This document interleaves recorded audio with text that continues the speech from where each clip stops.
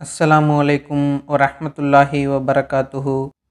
ஈமான், இஸ்லாம், இஹ்சான், மறுமை நாளை பற்றி அறிவு ஆகியவற்றை குறித்து ஜிப்ரயில் அலைஹிஸ்ஸலாம் அவர்கள் கேட்டதும் அதற்கு நபி ஸல்லல்லாஹு அலைஹி வஸல்லம் அவர்கள் அளித்த விளக்கமும்.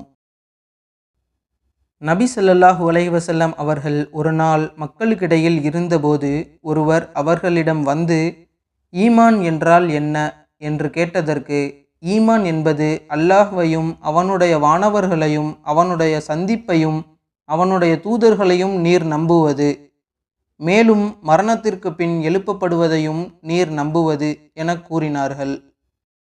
அடுத்து இஸ்லாம் என்றால் என்ன என்று கேட்டதற்கு அவர்கள் கூறினார்கள், இஸ்லாம் என்பது அல்லாஹுவுக்கு எதையும் நீர் இணையாக கருதாத நிலையில் அவனை நீர் வணங்குவதும், தொழுகையை நிலைநிறுத்தி வருவதும், கடமையாக்கப்பட்ட ஜக்காத்தை நீர் வழங்கி வருவதும், ரமலான் மாதம் நீர் நோன்பு நோட்பதும் என்று கூறினார்கள்.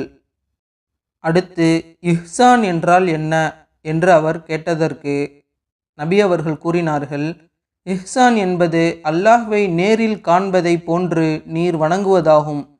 நீர் அவனை பார்க்காவிட்டாலும் நிச்சயமாக அவன் உம்மை பார்த்து கொண்டே இருக்கின்றான் என்றார்கள். அடுத்து மறுமை நாள் எப்போது என்று அம்மனிதர் கேட்டதற்கு இறைத்தூதர் ஸல்லல்லாஹு அலைஹி வஸல்லம் அவர்கள் கூறினார்கள், அதை பற்றி கேட்கப்பட்டவர் நான், அதை பற்றி கேட்கின்ற உம்மை விட மிக்க அறிந்தவர் அல்லர். வேண்டுமானால் அதன் சில அடையாளங்களை பற்றி உமக்கு சொல்கிறேன். அவை ஓர் அடிமை பெண் தனக்கு எஜமானாக போகிறவனை ஈன்றெடுத்தால், மேலும் கருப்பு நிற ஒட்டகங்களை மேய்த்து கொண்டிருந்த மக்கள் உயர்ந்த கட்டிடங்களை கட்டி தமக்குள் பெருமை அடித்து கொள்ளல், 5 விஷயங்களை அல்லாஹ்வை தவிர வேறு யாரும் அறிய மாட்டார் என்று கூறிவிட்டு பின்வரும் வசனத்தை ஓதி காட்டினார்கள்.